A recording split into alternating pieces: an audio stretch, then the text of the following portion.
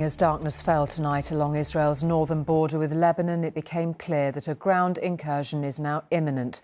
The Israeli Defence Forces declared 3 towns to be what they called a closed military zone. In other words, the army is in charge and access is blocked.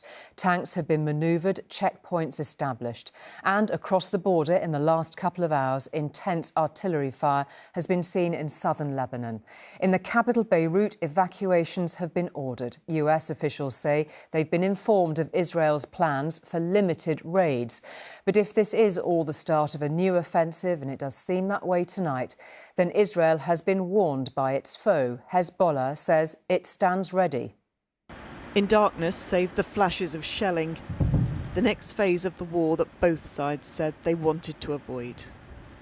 Israeli shells falling on Lebanese villages, ahead of Israeli footfall on Lebanese soil.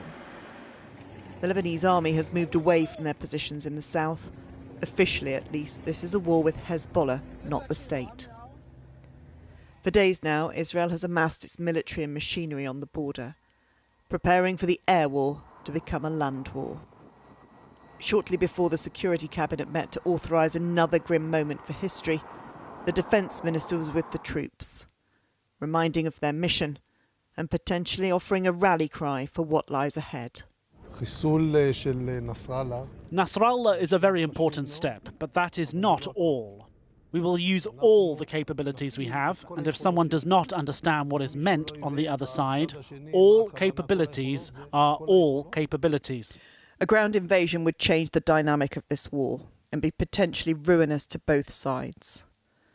Undeterred by the assassination of its leader in command, Hezbollah continues to promote an image of military strength and defiance.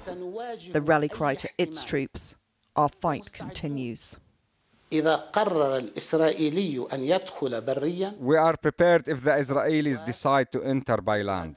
The resistant forces are ready for a ground engagement. Overnight, Israel expanded its air operation to target 3 senior Palestinian leaders, not Hezbollah members, in an apartment building in Beirut.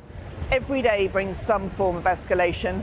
The location of the strike here is what's significant. It is not in the southern suburbs. It's in central Beirut and far from Hezbollah's territory. In the south, they're still trying to find the dead and injured from one of the most lethal strikes. 45 people died here, with at least 70 harmed. As he wages war in Lebanon, the Israeli Prime Minister is talking peace to the people of Iran. Iran's tyrants don't care about your future, but you do. When Iran is finally free, and that moment will come a lot sooner than people think, everything will be different. Our 2 ancient peoples, the Jewish people and the Persian people, will finally be at peace. The menace of what would lie between war and peace is likely to cause consternation in capitals around the world. Emma Murphy, News at 10, Beirut.